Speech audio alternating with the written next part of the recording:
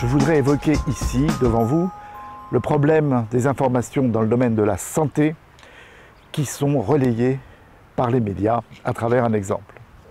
Ce sujet, c'est les pesticides dans les fruits et légumes et leur impact sur la santé. Un beau sujet, non?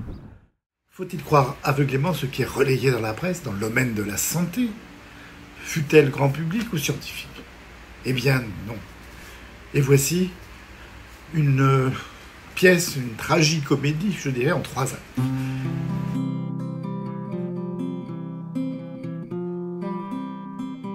Le premier acte commence par une étude publiée par une ONG. Une ONG, c'est une organisation non gouvernementale.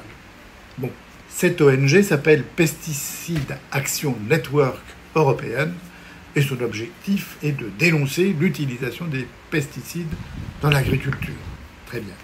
Elle a produit une étude qui s'appelle Fruits interdits. Cette étude est à charge et elle dénonce les États en arguant du fait que, en 2019, on trouvait 1/3 de résidus de pesticides, 1/3 de traces de pesticides dans les fruits, contre 18% en 2011.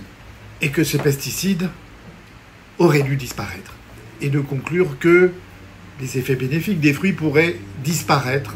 Or, ces conclusions ont été dénoncées par 2 médias, le magazine Le Point et Futura Science. Ils nous apprennent en effet que cette ONG est financée par les lobbies du bio, voire par les grandes surfaces, ce qui s'appelle un conflit d'intérêts, et que les autres médias ont repris cette conclusion sans aucun esprit critique. En effet, dans la méthodologie utilisée par l'étude produite par cette ONG, on parle de traces de pesticides et non pas de seuil de toxicité ou de seuil de tolérance, qui ne sont pas la même chose. Les méthodes de détection font sans cesse des progrès, de sorte que ces seuils de détection des traces s'abaissent, et que le seuil de toxicité, lui, ne change pas, mais que la différence entre les deux peut être près de 1000 fois supérieure pour les seuils de toxicité. Et la conclusion en elle-même est très toxique, c'est que inciter les gens à ne plus manger de fruits et légumes, c'est nier 10 ou 15 ans d'information, de communication auprès des gens pour les inciter à consommer des fruits et légumes.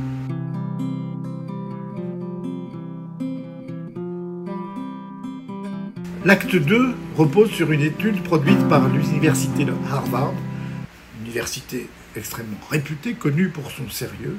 Ils ont publié les résultats d'une recherche sur les pesticides. En janvier 2022, personne ne s'est vraiment intéressé à cette étude-là.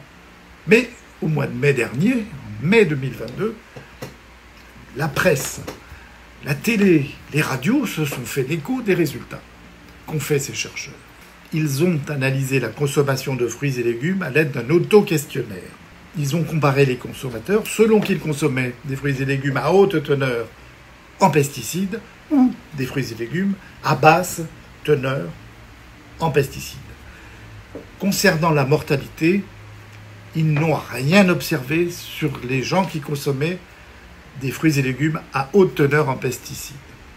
En revanche, chez ceux qui consommaient des fruits et légumes à basse teneur en pesticides, ils ont observé une différence. C'est-à-dire que ceux qui consommaient plus de 4 rations de fruits et légumes par jour avaient une mortalité de 36% plus faible que ceux qui consommaient moins d'1 ration par jour.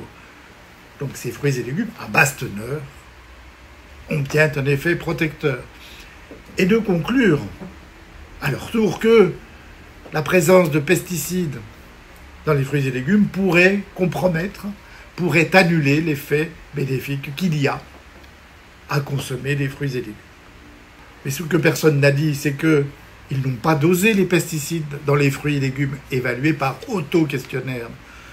Ils ont utilisé d'autres données d'après lesquelles il existe des fruits et légumes réputés riches en pesticides et d'autres qui sont pauvres en pesticides. Mais ils ne les ont pas dosés.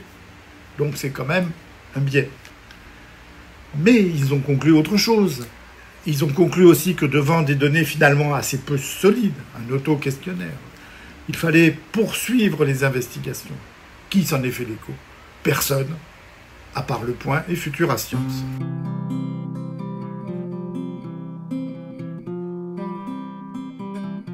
L'acte 3, c'est le contexte dans lequel sont parus ces deux travaux. Enfin, sont parus, ont été mis en avant, ces deux travaux. C'est qu'on apprend que la consommation des produits bio baisse en Europe. Elle baisse probablement en raison de la guerre en Ukraine, parce que les produits bio sont plus chers et que l'inflation augmente. Ah tiens, c'est bizarre. Hein? Alors qu'on ne me fasse pas dire ce que je n'ai pas dit. C'est pas bon les pesticides. Mais on manque de preuves quant aux bénéfices des légumes bio par rapport aux autres. Les auteurs américains, eux, ont eu parfaitement raison de publier leurs résultats sur ce sujet de la mortalité. Et ce que l'on sait aujourd'hui, c'est que consommer des fruits et des légumes, quelle que soit leur nature, bio ou pas bio, eh bien dans toutes les études, c'est avoir moins de maladies cardiovasculaires, moins de diabète, moins de cancer et une mortalité inférieure. Alors probablement que c'est mieux de manger bio. Mais enfin, est-on sûr qu'il n'y a pas de pesticides dans les produits biologiques? Ben non. Le message, c'est qu'il faut toujours garder un esprit critique devant ces données que l'on vous livre, quelquefois avec un peu trop d'enthousiasme. Alors maintenant, j'aimerais que ce soit à vous de vous exprimer dans les commentaires pour me dire ce que vous en pensez. Et ça, c'est une histoire intéressante.